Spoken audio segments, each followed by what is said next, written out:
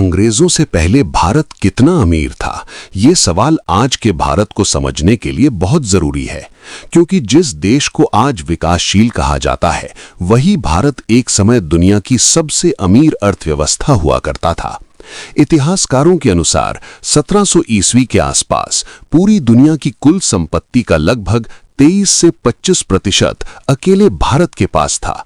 उस समय भारत सोना उगलने वाली चिड़िया कहलाता था।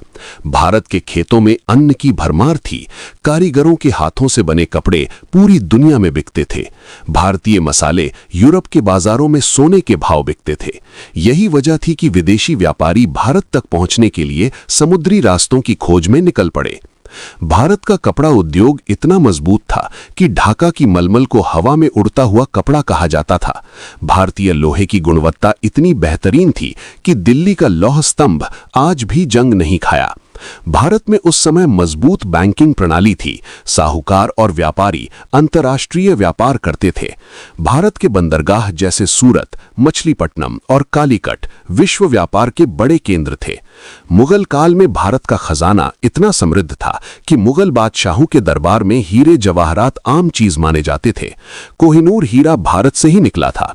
भारतीय शहर योजनाबद्ध थे, जल प्रबंधन उन्नत था, सिंचाई के मजबूत साधन थे, शिक्षा के बड़े केंद्र मौजूद थे, जैसे नालंदा और तक्षशिला, जहां दुनिया भर से विद्यार्थी पढ़ने आते थे।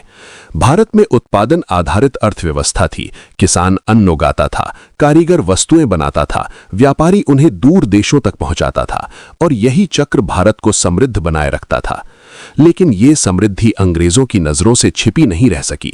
ईस्ट इंडिया कंपनी व्यापार के बहाने भारत आई और धीरे धीरे सत्ता पर कब्जा करने लगी। अंग्रेजों ने भारत की संपत्ति को लूटकर इंग्लैंड भेजा। भारतीय उद्योगों को जानबूझकर खत्म किया गया ताकि ब्रिटेन की फैक्ट्रियों का माल भारत में बिक सके। ढाका की मलमल बनाने वाले बुनकरों की उंगलियां काट दी गईं, ऐसा कहा जाता है, ताकि वे दोबारा कपड़ा न बना सकें। किसानों से भारी कर वसूले गए और अकाल में भी अनाज बाहर भेजा गया। नतीजा ये हुआ कि जो भारत कभी विश्व की सबसे बड़ी अर्थव्यवस्था था, वही कुछ दशकों में गरीब बना दिया गया। आज जब हम इतिहास पढ़ते हैं तो हमें सिर्फ गुलामी की कहानी नहीं, बल्कि उस भारत की कहानी भी जाननी चाहिए जो अंग्रेजों से पहले आत्मनिर्भर, समृद्ध और शक्तिशाली था, क्योंकि वही इतिहास हमें सिखाता है कि भारत कमजोर बनाया नहीं गया था, बल्कि उसे कमजोर किया गया था।